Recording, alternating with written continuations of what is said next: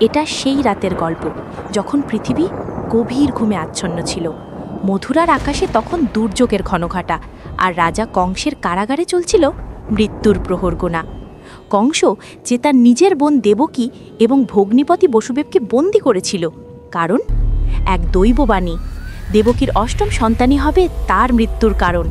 একে একে 7টি সন্তানকে কংস নির্দয়ভাবে হত্যা করেছে। আজ সেই অষ্টম সন্তানের জন্মের রাত।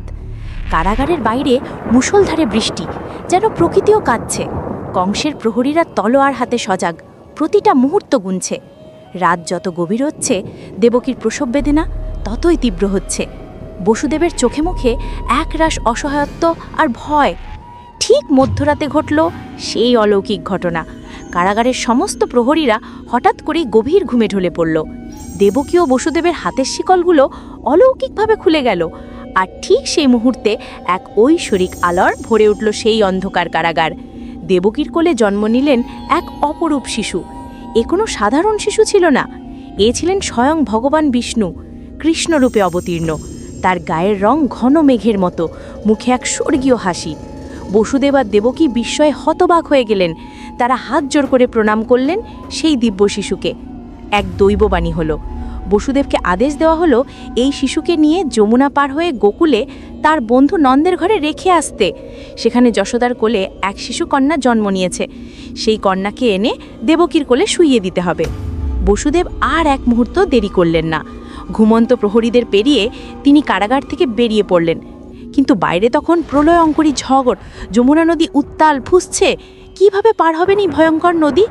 বসুদেব যখন শিশুকে নিয়ে যমুনার জলে পা রাখলেন, ঘটল আর এক বিস্ময়। নদীর জল ধীরে ধীরে সরে গিয়ে পথ করে দিল। আর যখন বৃষ্টির ধারা শিশুকৃষ্ণের উপর পড়তে লাগলো, তখন স্বয়ং নাগরাজ বাসুকী তার বিশাল ফনা বিস্তার করে ছাতার মতো আগলে রাখলেন ভগবানকে। সমস্ত বাধা পেরিয়ে বসুদেব পৌঁছলেন গোকুলে, নন্দের ঘরে। সেখানেও সবাই গভীর ঘুমে আচ্ছন্ন। তিনি নিঃশব্দে যশোদার পাশে শুয়ে থাকা শিশুকন্যাকে তুলে নিলেন এবং তার বদলে কৃষ্ণকে শুইয়ে দিলেন। বসুদেব সেই শিশুকন্যাকে নিয়ে আবার ফিরে এলেন মথুরার কারাগারে। যেমনভাবে সব খুলে গিয়েছিল, ঠিক তেমনিভাবেই কারাগারের দরজা আবার বন্ধ হয়ে গেল। তার আর দেবকীর হাতে পায়ে শিকড়গুলো আগের মতোই জড়িয়ে ধরল।